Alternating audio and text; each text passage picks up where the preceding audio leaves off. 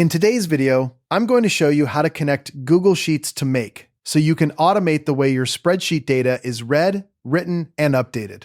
If you find this helpful, be sure to like and subscribe, and let's get right into it. Start by opening your browser and heading over to Make. Sign into your account and open your workspace. This is where all your automation scenarios will live. Once you're in, click Scenarios from the left-hand menu. You can either open an existing scenario if you're adding to a workflow, or click Create a new scenario to start fresh. On the empty scenario canvas, click the plus button to add a module. This opens the app selection window. In the search bar, type Google Sheets, and when it appears, select it from the list. Now you need to choose a module type, which will be either a trigger or an action depending on what you want your scenario to do.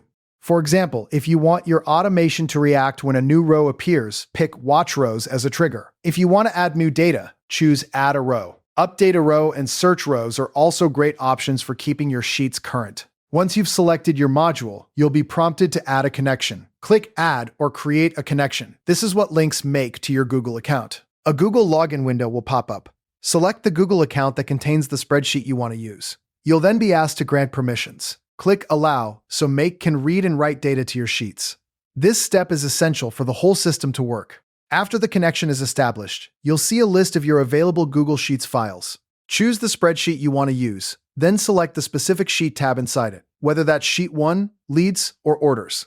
Next, configure the module settings. Depending on the module you chose, you may need to map columns, set trigger conditions, or fill in data fields.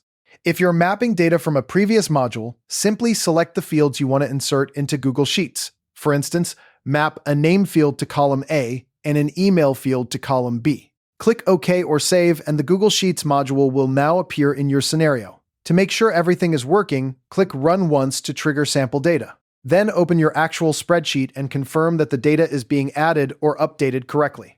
If something fails, don't worry. Recheck your permissions, confirm the correct spreadsheet is selected, and review your column mapping.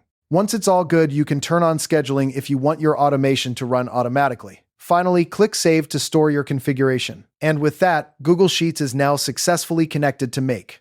Your scenario can read, write, and update spreadsheet data automatically as part of your workflow. Thanks for watching and happy automating.